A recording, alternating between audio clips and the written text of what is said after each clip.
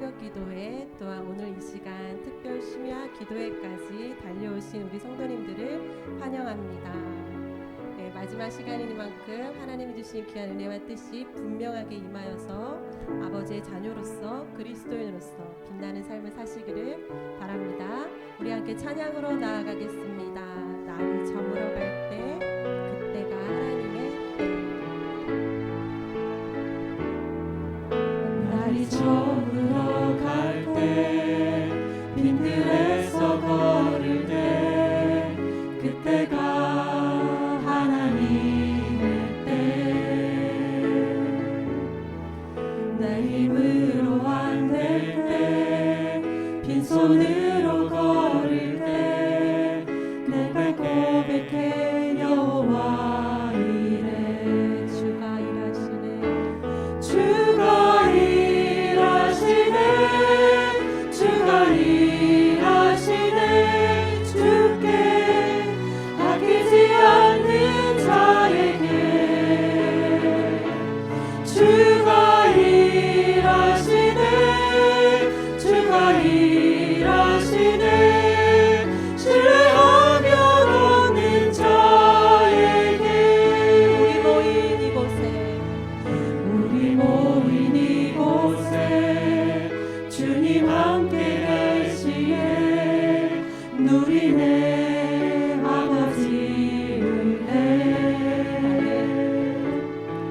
적은 떡과 물고기 내 모든 걸 드릴 때 모두 고백해 여호와 이래 주가 일하시네 주가 일하시네 주가 일하시네 주께 아끼지 않는 자에게 주가 일하시네 주가 일하시네 신뢰하며 걷는 자에게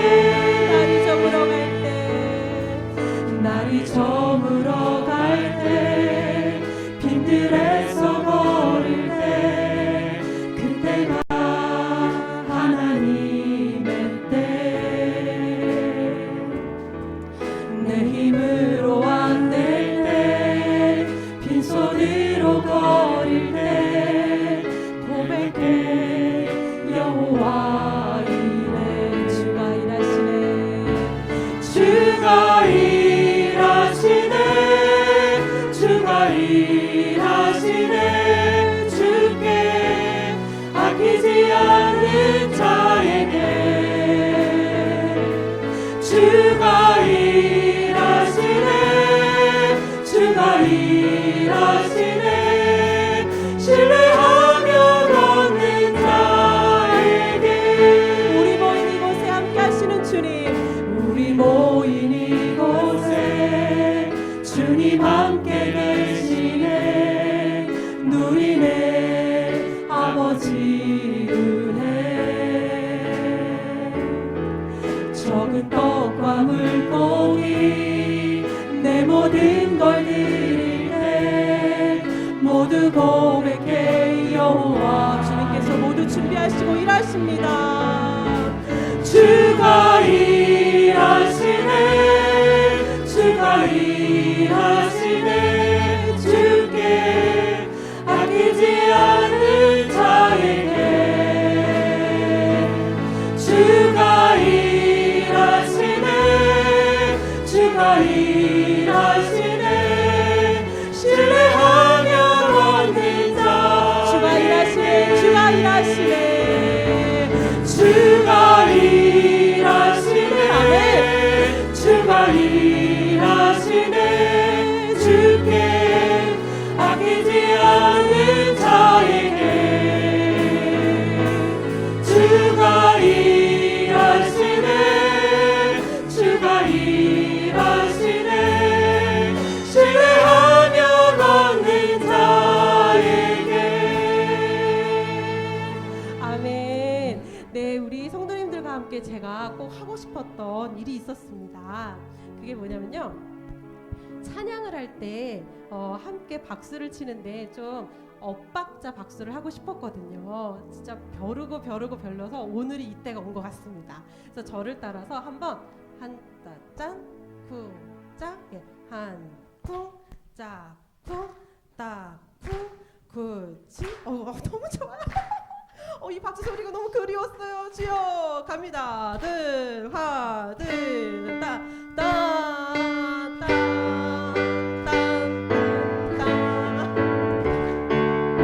하나 둘 아니죠. 우리 성도님들 박살 맞춰줬는데 그게 아닌데. 야, 일단 한번 이 느낌이에요. 네, 천주 큐.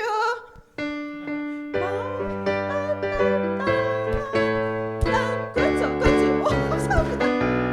네, 엇박의 이 박수가 그냥 박수하고 좀 달라요. 너무 좋으세요. 오라 우리가 여호와의 산에 올라.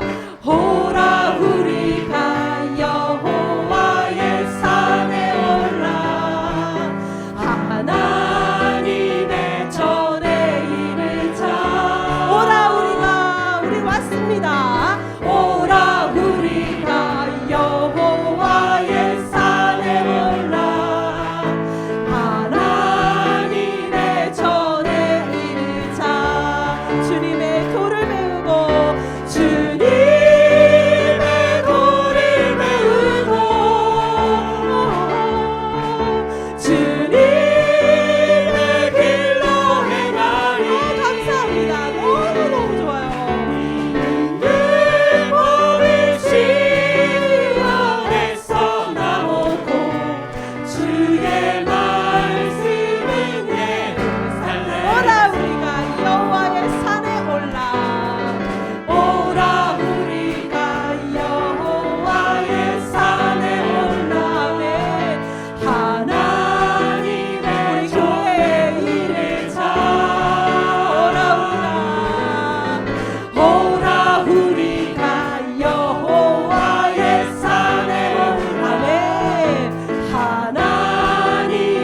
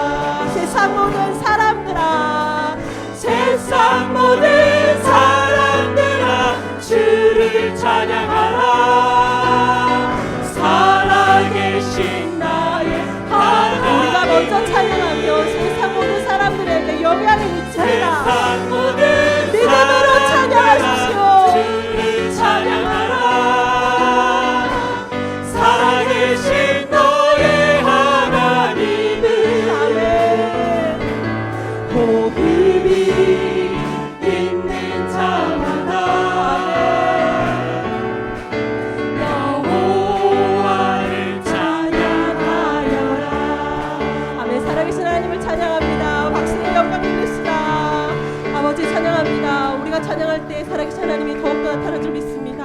아멘.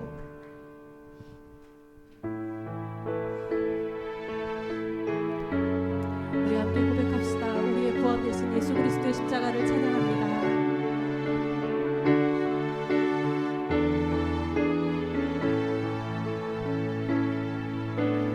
무엇이 변치 않아 내 소망이 되며 무엇이 한결같아 내 삶을 흐르리 그 누가 날 만족해 해 내 영이 쉬며 그 누굴 기다려 내 영이 기쁘리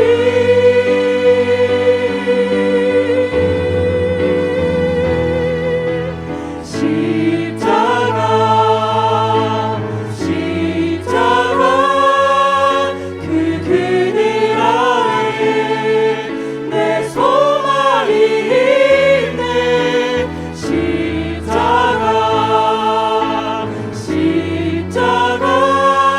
그 그늘 아래 내 생명이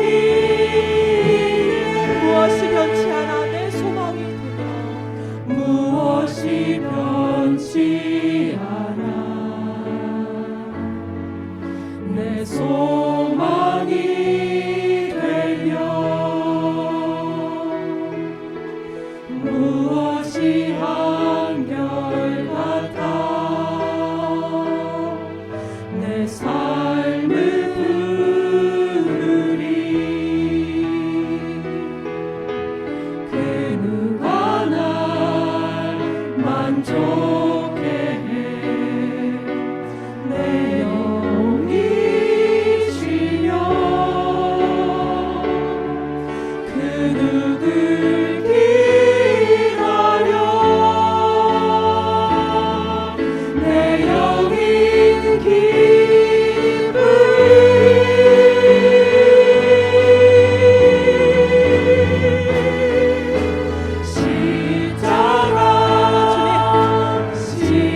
십자가 그 그늘 아래 내 소망이 있네 십자가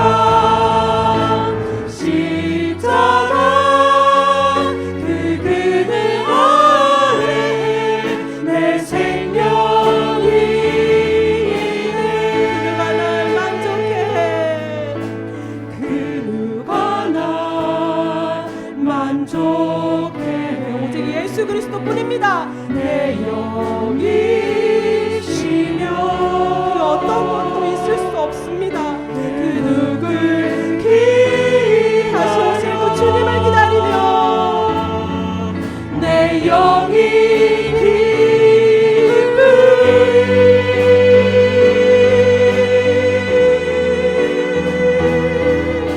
십자가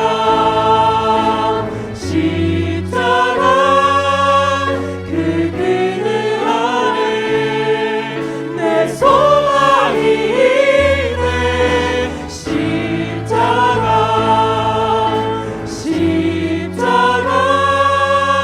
그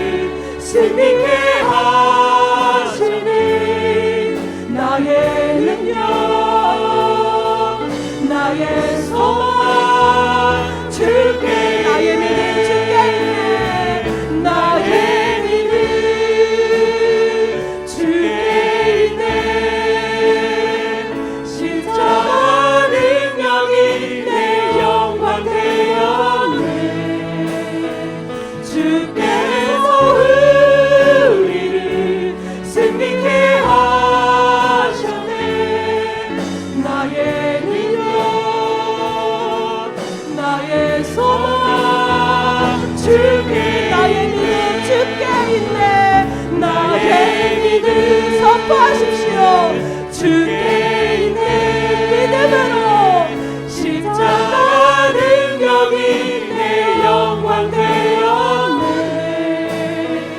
주께서 우리를 승리케 하셨네.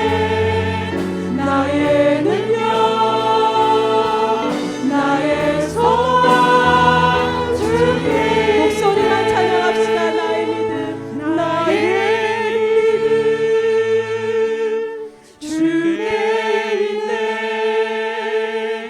십자가 능력이 내 영광 되었네. 주께서 우리를 승리케 하셨네. 나의 능력, 나의 소망 주께. 나의 믿음 주께 있네. 나의 믿음 주께 있네. 십자가 능력이 내 영광. 십자가뿐입니다. 우리의 영광은 주께서 우리를 승리케 하셨네. 나의 능력, 나의 소망 주께 있네.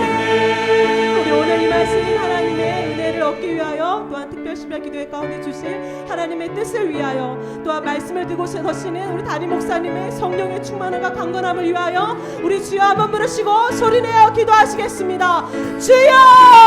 아버지 하나님 감사합니다. 오늘 우리에게 허락하신 이 시간이 값지고도 값집니다.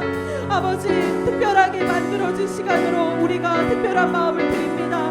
하나님, 우리들에게 임하실 때 아버지의 귀한 뜻이, 또한 아버지의 은혜가 아버지 누리고 살아가는 우리 모두가 되게 하여 주시고, 그것을 받아 또한 빛나는 삶을 살 수 있는 우리 모두가 되게 하여 주시옵소서. 예수 그리스도의 그 십자가 능력으로 그 어떤 것도 자랑하지 아니하고 아버지 나아갈 수 있는 우리 모두가 되게 하시고, 우리 은혜로우신 아버지 하나님 감사합니다. 오늘 밤도 하나님 임재하시고 우리들의 마음속에 진리로 성령으로 역사하여 주시어서 하나님의 뜻을 온전히 깨닫고 주님 앞에 온전한 행함 있는 믿음을 실천할 수 있는 귀한 성도들이 되게 하여 주시옵소서. 믿사옵고 예수님의 이름으로 기도 올리옵나이다. 아멘. 하나님의 말씀 야고보서 5장 1절부터 6절입니다. 야고보서 5장 1절부터 6절까지 저와 여러분들이 한 절씩 교대로 봉독합니다.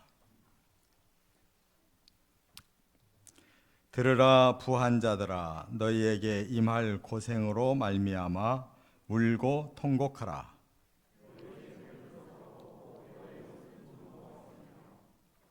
너희 금과 은은 녹이 슬었으니 이 녹이 너희에게 증거가 되며 불같이 너희 살을 먹으리라.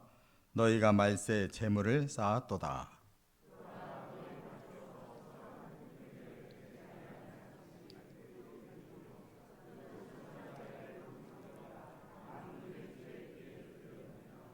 너희가 땅에서 사치하고 방종하여 살육의 날에 너희 마음을 살찌게 하였도다. 너희는 의인을 정죄하고 죽였으나 그는 너희에게 대항하지 아니하였느니라. 아멘. 오늘은 행함이 있는 물질 생활, 행함이 있는 물질 생활이라는 제목으로 말씀을 상고합니다. 우리들의 삶에 가장 큰 시험이 있다면 그것이 물질이고, 또 우리가 생각할 때 가장 큰 축복이 있다면 또 물질의 축복이다, 이렇게 생각할 수가 있습니다. 그런데 물질, 돈, 이것 자체는 선도 아니고 악도 아니고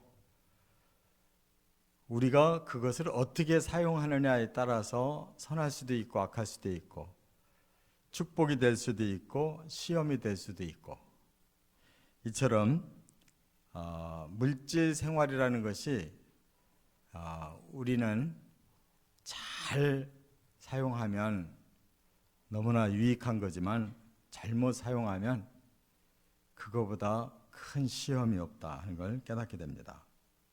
그래서 중요한 건 물질을 대하는 바른 태도, 물질관, 이것이 바르게 돼 있어야 물질 생활에 우리는 유익을 얻을 수가 있다 하는 것입니다. 그래서 기준은 하나님의 기준입니다. 하나님이 의롭게 여기시는 곳에 물질을 사용하고, 선하게 여기시는 곳에 물질을 사용하고, 거룩하게 여기시는 곳에 물질을 사용하면 그 결과가 우리에게 복이 되고 유익이 되지만, 하나님이 불의하다고 생각하시는 곳에 물질을 사용하고, 악하다고 생각하시는 곳에 그 물질을 사용하고, 부정하다고 여기시는 것에 우리가 물질을 사용하면 그 결과는 우리에게 큰 죄와 불행을 안겨준다는 말씀입니다. 그래서 이것이 사실은 우리 신앙생활의 가장 중요한 바로메터입니다. 물질을 내가 어떻게 활용하고 사느냐, 이것이 가장 우리들에게 중요한 문제가 아닐 수가 없습니다. 그래서 오늘 본문에 이제 우리가 이 행함이 있는 신앙생활을 하기 위해서 행함 있는 물질 생활이라는 게 뭐냐, 그걸 알아야 되는데, 여기서는 지금 대단히 부정적으로 물질을 말씀하고 있어요. 그래서 그렇게 사용하면 안 된다 하는 부정어를 통해서, 그러면 긍정으로 행함 있는 물질 생활은 뭐냐를 우리 마음에 깨닫게 해주시는 것이 바로 하나님의 방법이에요. 그래서 하나님의 말씀은 긍정하시는 말씀이 있는가 하면 부정하시는 말씀이 있어요. 그건 그만큼 더 강조법을 쓰고 있다는 걸 깨달아야 돼요. 뭐뭐 하지 말아야 된다. 그것은 그 반대로 살아야 된다 하는 걸 강조하시는 거예요. 세 가지로 말씀 상고합니다. 첫째, 1절과 3절 하반절에 보면 물질이 영적인 삶에 방해가 되지 않아야 한다, 이렇게 말씀했어요. 물질이 영적인 삶에 방해가 되지 않아야 된다. 다시 말하면 물질은 영적인 삶에 유익되도록 써라. 이것이 올바른 물질관이라, 그런 말입니다. 여기 1절에 이렇게 말씀했죠. 들으라 부한 자들아. 이미 물질을 많이 가지고 있는 사람들에게 이제 그 물질에 대해서 조심해야 된다는 거, 경고를 말씀했어요. 뭐라고? 너희에게 임할 고생으로 말미암아 울고 통곡하라. 상당히 부정적이죠. 부자들을 놓고 하시는 말씀이 너희에게 고생이 임할 건데, 그것 때문에 너희들이 울고 통곡을 하게 될 것이다, 이렇게 말씀하고 있어요. 다시 말하면 그 문제로 인해 너희들이 울고 통곡하는 회개가 필요하다, 그런 뜻이에요. 왜 부자들에게 이런 말씀하셨을까? 그만큼 영적인 삶을 사는데 방해되는 요소가 크다는 거예요. 잘못하면 우리가 신앙생활하는데 아주 큰 해를 주기 때문이다, 그런 뜻이에요. 그러면 왜 그렇게 물질 가진 사람이 앞으로 크게 고생하고 크게 후회하고 울고 통곡하는 때가 올 것인가? 그것은 육적인 삶으로 치우치게 만들었다는 것이에요. 물질이 많을수록 영적인 삶에 치우치질 않아요. 그 물질을 누리고 그 물질을 더 얻기 위해서 계속 육적인 삶을 추구하게 돼 있다는 거예요. 그러다 보면 결과적으로 그 물질에 매여서, 물질에 빠져서 영적인 삶을 하나도 살지 못하고 끝장났다는 거예요. 그러면 너희들에게 남은 게 뭘까? 물질이 남는 게 아니라 큰 형벌이 남는다, 그런 뜻이에요.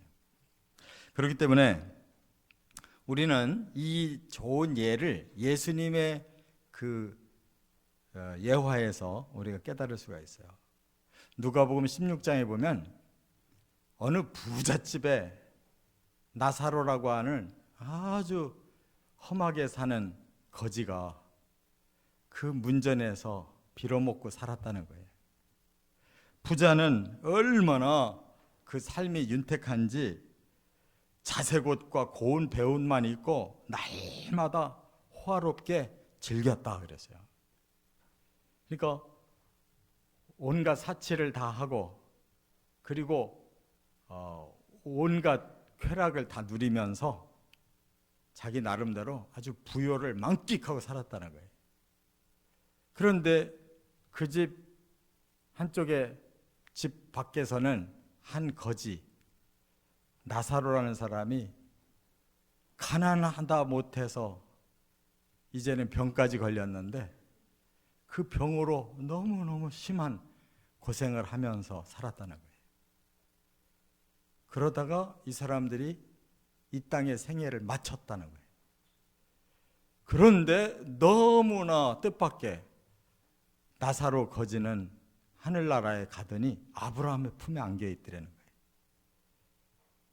그리고 이 부자는 거기서부터 거리가 너무 많이 떨어져서 왕래할 수 없는 그곳 불구덩이에서 고생을 하는데 얼마나 고생이 심한지 그 혓바닥에 물 한 방울만 찍어줘도 소원이 없을 정도로, 그래서 그 멀리 아브라함의 품에 안겨있는 나사로에게 하나님, 저 사람의 손가락으로 물 한 방울 찍어서 제 혀에만 대준다면 더 바랄 것이 없겠습니다라고 그렇게 간곡하게 소원을 했어도 이곳과 그곳은 너무 많이 떨어져 있고 왕래할 수가 없기 때문에 안 된다는 거예요.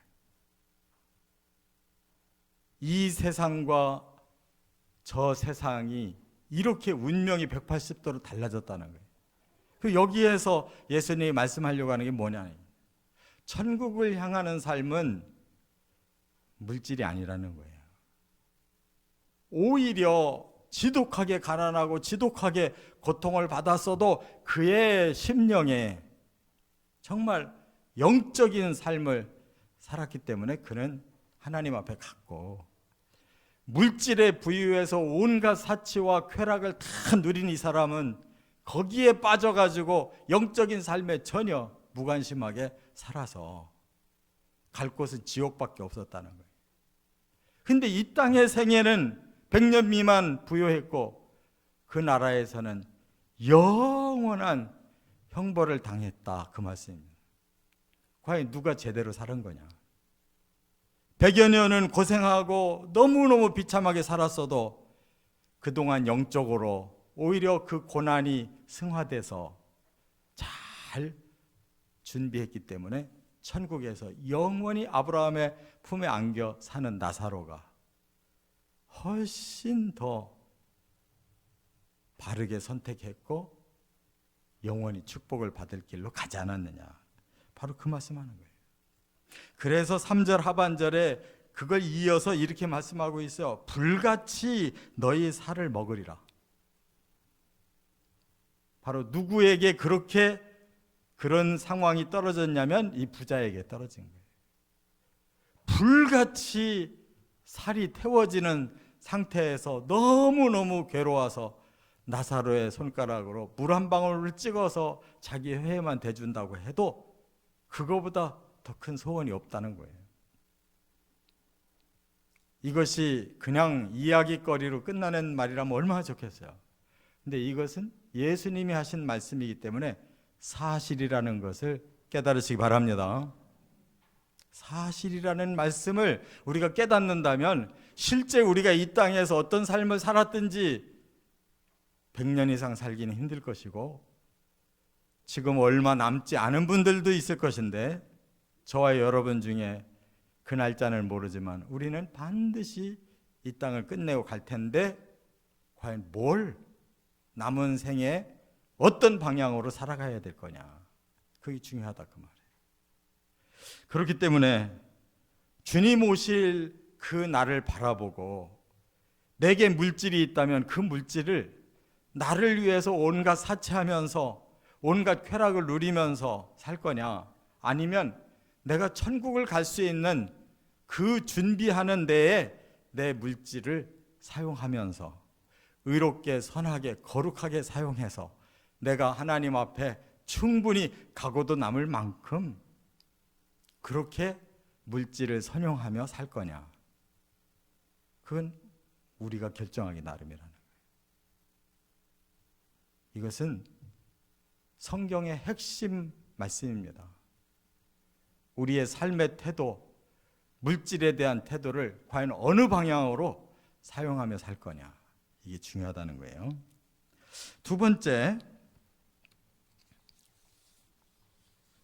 2절과 3절 상반절에 보면 두 번째 물질과는 뭐냐? 물질이 영원한 것이 아님을 알아야 한다 하는 거예요. 물질은 결코 영원하지 않다. 근데 사람들은 우선 눈에 보이는 물질이 우리들에게 너무 큰 영향력을 주기 때문에 너무너무 오랫동안 이 물질은 나에게 필요하고 이 물질을 많이 가지면 나는 오랫동안 행복할 것 같은 그런 생각을 가지고 물질에 우리가 많은 마음을 쏟고 살고 있는 것이 현실이에요. 그런데 그 물질이 생각만큼 우리와 오래 가지 않는다는 거, 그걸 깨달으라는 거예요. 여기 보니까 뭐라고 그랬어요? 재물은 썩고 옷은 좀 먹고 금과 은도 녹슬고 그랬어요. 우리 생각에 금과 은은 결코 녹슬지 아니하고 영원히 나에게 귀한 보물이라고 생각했는데 아무리 귀한 재물도 언젠가 썩고 아무리 좋은 옷을 우리가 수없이 많이 준비해 놨어도 언젠가 다 좀이 먹는다는 거예요. 이 말씀은 뭘 의미하는 것이냐? 우리가 그렇게 귀하게 여기는 것이 사실은 우리에게 귀한 것을 별로 주지 못한다는 거예요. 그렇다면 이 물질은 언제까지 우리와 함께 있느냐면 그 물질이 썩든지 내가 죽어서 썩든지 언젠가는 물질과는 이별을 해야 된다는 거예요. 저는 목회를 하다 보니까 이장을 하는 기회가 몇 차례 있었는데 참 무덤 가보면 아름답게 잘 꾸며놨잖아요. 이장하려고 파보면 그 속은 말 안 해도 아시겠죠? 사람 몸이 저렇게 되는구나. 허무한 겁니다. 아무리 좋은 수의를 입혀서 아무리 귀한 관에다가 짜서 모셨어도 남는 게 없어요. 아무리 이 땅에서 많은 걸 누렸다 할지라도 그것은 다 소비로 끝났지 우리가 죽는 순간 가지고 가지 않고 죽은 이후에까지 쌩쌩하게 살아있는 물질은 없더라 그 말이에요. 다 녹슬고 좀 먹고 다 썩어버리더라 그 말이에요. 그 우리는 장례식 가보면 다 알고 무덤 가보면 다 아는데 그런 생각이 안 들어요. 살아서 활동하는 동안에는 이것이 너무너무 오랫동안 나에게 필요하고 귀하게 나를 만들어줄 것처럼 생각한다는 거예요. 그래서 예수님이 우리의 태도를 180도로 바꾸라고 말씀했어요. 영원히 썩지 않고 영원히 좀슬지 않고 영원히 녹슬지 않는 곳에다가 저축하라고 그래요. 바로 마태복음 6장 19절 이하에 보면 보물을 하늘에 쌓아둬라. 그곳은 동록이 슬지 않는 곳이다. 네 마음이 있는 곳에, 내 보물이 있는 곳에 네 마음도 있을 것이다. 보물을 하늘에 쌓아놓았다면 너의 마음도 늘 하늘을 향해 있을 것이다. 그렇게 말씀했어요. 그럼 과연 이 생활이 어떤 것이냐? 나는 이 땅의 물질과 영원히 살 게 아니라 나는 저 하늘나라에서 영원히 살아야 될 것이다 라고 하는 걸 깨닫는다면, 우리가 주 앞에 의롭게 살고 주 앞에 선하게 살고 주 앞에 거룩하게 살기 위하여 사용된 물질이 하늘에 보물로 쌓아놓는 것이다, 그 말이에요. 똑같이 물질을 사용해도 어떤 사람은 이 땅의 것에다가 자꾸 사용하고, 어떤 사람은 하늘나라를 위해서 주의 나라와 그 의를 위해서 자꾸 쌓아놓는 사람이 있는 거예요. 그 결과는 이 땅에 쌓아놓은 건 다 썩어서 없어지고 우리와 함께 있는 게 없는데, 하늘나라 가보니까 우리가 의롭게 살기 위해, 선하게 살기 위해, 하나님 앞에 더 거룩하게 살기 위해 사용됐던 모든 것은 하나도 안 썼고 그 나라에 그대로다. 그것이 우리의 상급이 되더라. 바로 이걸 진짜로 믿는다면 여러분 어디다 저축하겠습니까? 근데 왜 많은 사람들이 안 하려고 그러죠? 안 믿어져가지고 안 하려고 그러는 거예요. 은행에 넣는 건 틀림없고 내 금고에 넣어두는 건 틀림없는데 하나님 앞에 헌금해서 쌓아둔다는 거는 안 믿어지니까 못하는 거예요. 근데 정말로 믿어지는 사람이 그 나라에다가 쌓아놓고 우리가 죽고 나서 그 나라가 실제로 있어서 가기만 한다면 그 사람은 진짜 저축 잘한 사람이에요. 할렐루야. 신앙은 실질적인 믿음을 우리의 마음속에 가지고 사는 거예요. 그냥 상상하거나 그렇게 되었으면 하고 소원하는 게 아니고 사실로 받아들이고 그 사실대로 사는 것이 신앙생활이에요. 물질은 우리에게는 이 땅에서만 필요하다는 거, 이 땅에서 다 사용하지도 못하는데 너무 많이 거기에 매어달려 살다가 죽을 때 아무것도 못 가져가는데 그거는 다 남들 주는 거고 다 썩고 마는 거예요. 정말 우리가 많이 경험하잖아요. 이 물질이 남거든 어떻게 해야 될까? 괜히 자녀들 주면 안 됩니다. 그들이 땀 흘려서 자기 스스로 쌓지 않은 물질은 귀하게 여기지 않는 법이에요. 아무리 형제고 자매고 소용없어요. 물질 앞에서. 자식들한테 싸움을 일으키는 가장 큰 수단이 그거예요. 경험들 하시잖아요. 그럼 어디다가 그걸 둬야 되겠어요? 어디다? 쌈박질하게 그들에게 맡겨야 되겠어요? 영원히 하나님이 영광 받으시고 우리가 상급이 될 수 있는 의롭고 선하고 거룩한 곳에 써야 되겠어요? 너무 분명하잖아요. 이렇게 실천할 수 있도록 하나님 믿음 주시고 꼭 도와달라고 기도하다가 그렇게 돼야 될 줄 믿습니다. 세 번째, 4절부터 6절까지는 물질이 악행의 도구가 되지 않아야 한다는 거예요. 이제는 물질이 나에게 엄청난 해를 끼칠 수가 있다는 것을 기억하고 살으라고 말씀했어요. 여기 보니까 어떤 사람이 사람들을 불러서 일을 시켜놓고 그 싹을 떼어먹고 마는 사람이 있다라고 지금 4절에 말씀했어요. 그러면 그 노동력이 착취가 됐잖아요. 돈을 못 받은 그 사람이 너무 억울해서 울을 때 그 소리를 듣는 분이 누구냐면 만군의 주 하나님의 귀에 그 소리가 들린다고 그랬어요.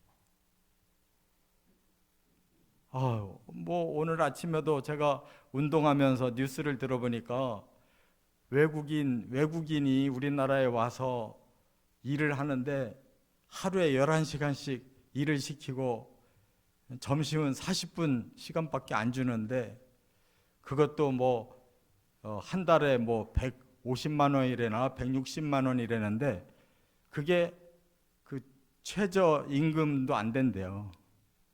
그것마저도 안 줘가지고 다 떼먹고 그래서 할 수 없이 포기하고 딴 데로 또 옮겼대네. 그 사람이 대한민국을 어떻게 생각하겠어요? 이 더러운 나라, 이 나쁜 놈들을 이렇게 저주하지 않겠냐고. 그 소리가 하나님의 귀에 들어간다는 거예요. 응? 물질을 그따위로 벌어가지고 뭐 하겠냐고. 남을 그렇게 착취하고 하나님 앞에 원성을 쌓게 만들어서 결국 내게 무슨 득이 되겠냐고. 그따위로 살아가지고. 또 하나 5절에서는 사치하고 방종하다가 사륙의 날까지도 마음을 살찌게 하도다 그랬어요. 이 물질은 쓰기 시작하면 자꾸 더 화려하게 쓰고 싶어요. 그 옛날 그 폰이 하나만 있어도 막 굉장히 부자인 것 같고 막 날리는 것 같은데 지금 아무리 좋은 차 타고 다녀도 그때 그 기분이 안 난대잖아요. 응? 집을 학고방만 있어도 좋았는데 지금은 수십 평짜리를 살고 있어도 그런 기쁨이 없대잖아요. 도대체 물질이 어느 정도 있어야 만족하냐고. 만족이라는 게 없는 겁니다. 사치와 방종은 사람의 마음을 더 헐떡이게 만드는 것뿐이에요. 그렇기 때문에 점점 더 화려한 걸 쓰고 싶어 하는 거예요. 만족이 없어요. 그래서 살육의 날까지 마음을 살찌게 한다는 뜻은 뭐냐면 심판하는 날까지도 내 마음은 그 욕망에 가득 차서 살고 있다는 거예요. 물질에 빠진 사람은 죽는 날까지도 하나님의 심판대에 서는 그날까지도 마음의 그 욕망에 완전히 사로잡혀 살고 있다. 그랬듯이 이것처럼 불행한 일이 어디 있어요? 6절에는 뭐라고 그랬어요? 의인을 정죄하고 죽였대요. 왜 의인을 죽였을까? 생각해 보니까 의인이 가지고 있는 거를 이 악한 사람이 뺏어가지고 그것마저 자기가 가지려고.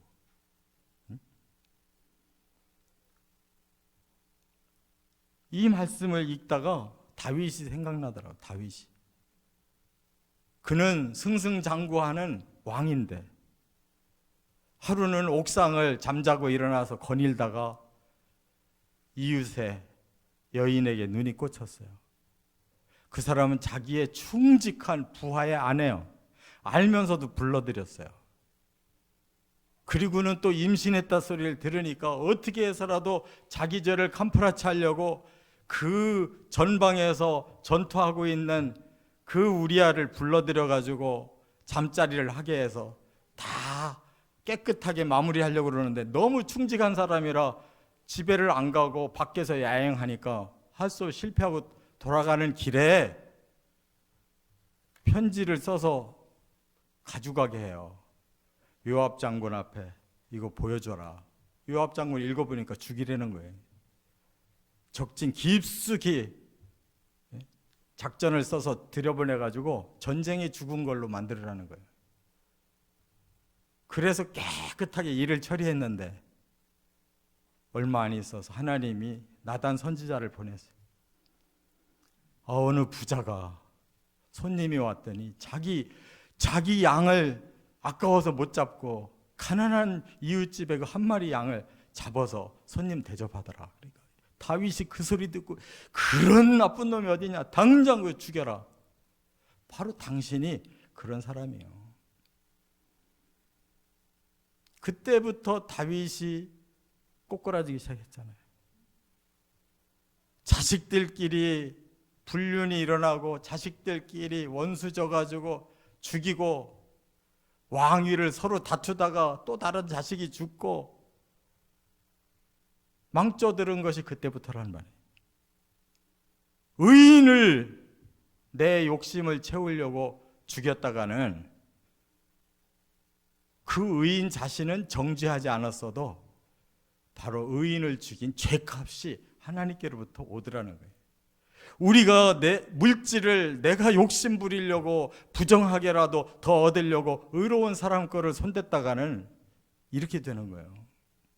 그런데 왜 그렇게 욕심들이 많은지, 별별 방법으로 다 부정하게 돈을 긁어서 내 걸로 채우려고 얼마나 야단들인지 무섭지 않냐 말이에요.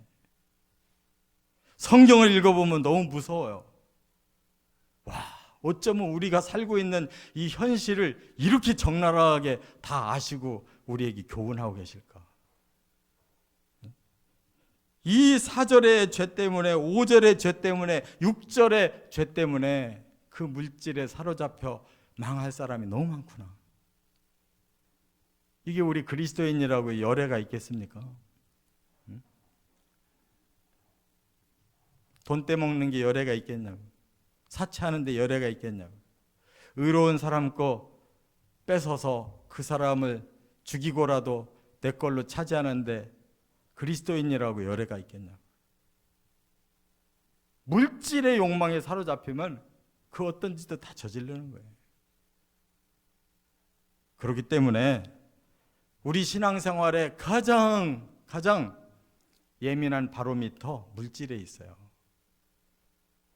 물질 앞에 견고하지 않으면 그 사람 신앙은 볼 것도 없는 거예요. 아낄 때 아낄 줄 알고 쓸 때 쓸 줄 알아야 되는데 거꾸로 사는 사람들, 하나님 앞에는 인색하고 지 자신을 위해서는 화려하게 쓰는 사람들, 그건 볼 것도 없는 거예요. 하나님의 교회는 쪼그라들고 있는데 지 집은 대궐처럼 가지고 산다면 그건 볼 것도 없는 거예요. 바로 하나님 앞에서는 이처럼 물질이 우리 신앙의 바로미터라는 사실을 확실하게 깨달으시기 바랍니다. 뭐 말로 어쩌고 저쩌고 해도 소용없어요. 내 사는 꼴을 하나님 앞에 적나라하게 보여드릴 수밖에 없는 거예요. 이거 해결 안 되고 어떻게 주님을 맞이할 겁니까? 뭐 가지고 주님 앞에 내가 나갈 수가 있어요? 이거 하나도 못 다스렸는데. 정말 저는 성경을 읽어갈수록, 말씀을 깨달을수록 진짜 설교해야 되겠다. 이렇게 사람들 귀만 살살살살 긁어주고 적당하게 해서 목회하다가 끝나면 안 되겠구나. 이제 저는 사람 보지 않습니다. 비응하칠 필요가 없어요. 저 얼마 안 남은 사람이기 때문에 솔직하게 말씀드리고 제 목회 마치려고 그래요. 제가 감정이 있어서가 아니라 하나님 앞에 두려워서 목회를 똑바르게 하려고 그래요. 적어도 말씀만큼은 바르게 전하고 싶어요. 그것이 영혼을 살리는 길이라면 저에게 혹시 불이익이 온다 할지라도 저는 그 길을 선택하고 싶어요. 우리가 한 주간 기도했습니다. 한 주간 말씀을 상고했어요. 이 말씀이 하나님의 말씀이라는 거, 우리 자신이 그 말씀 앞에 정면에서 도전을 받고 정면으로 우리가 돌파를 하지 않으면 안 된다는 거 꼭 깨달으시고 말씀과 행함으로 승리하시기를 주의 이름으로 축원합니다. 기도드립니다. 이 시간 하나님 우리에게 주신 물질이 이처럼 우리에게 참으로 영적인 삶에 방해가 되지 아니하고 이 짧은 세상에서만 필요한 물질을 우리가 착각하고 오히려 악행의 도구가 되어서 우리에게 하나님의 형벌이 임하는 일이 없도록 물질의 지혜를 주시고 행함을 주셔서 물질을 승리하고 살게 해달라고 통성으로 기도합니다.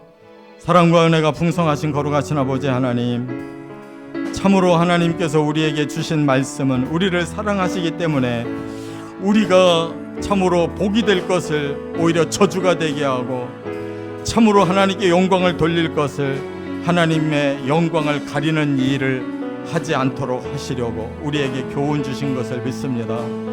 아버지여, 우리의 신앙생활에 가장 바로미터가 될 수 있는 것이 물질을 보면 알 수 있다는 사실을 깨달았습니다. 주여, 우리가 물질을 이기고 있는지, 물질을 하나님 앞에서 사용하고 있는지, 아니면 내 자신을 위해서 아버지 물질에 빠져서 물질의 욕망 속에 헤매이고 살고 있는지 깨닫는 저희들 되게 하여 주시옵소서. 아버지 하나님께 모든 것을 의탁하옵고 예수님의 이름으로 기도 올리옵나이다. 찬양하겠습니다. 오늘 우리 찬송 40장을 부르려고 하는데 뜨겁게 박수 치면서 40장 불러봅니다.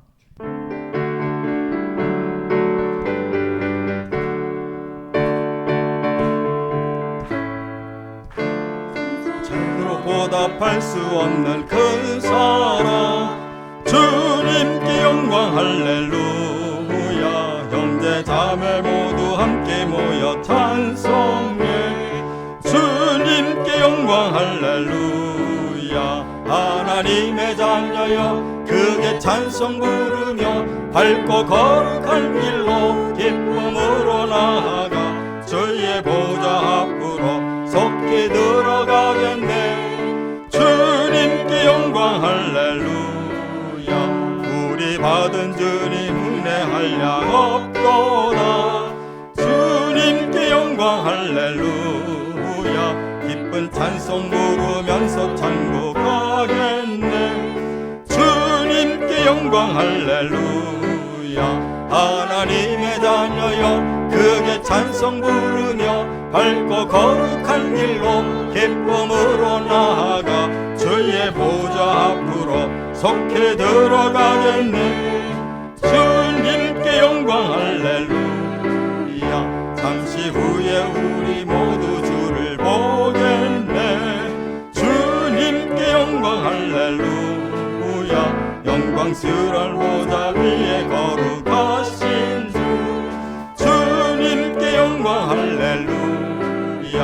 하나님의 자녀여 크게 찬송 부르며 밝고 거룩한 길로 기쁨으로 나아가 주의 보좌 앞으로 속히 들어가겠네. 주님께 영광 할렐루야. 만국 백성 천국에서 소리 높여서 주님께 영광 할렐루야. 영원토록 주의 공로 찬양하겠네. 주님께 영광 할렐루야. 하나님의 자녀여 크게 찬송 부르며 밝고 거룩한 길로 기쁨으로 나아가 주의 보좌 앞으로 속히 들어가겠네. 주님께 영광 할렐루야. 이제 이 시간 우리가 마지막으로 통성으로 자유롭게 기도하고 돌아가려고 합니다. 이번 한 주간 우리가 배운 말씀은 행함 있는 신앙생활을 해야 된다는 겁니다.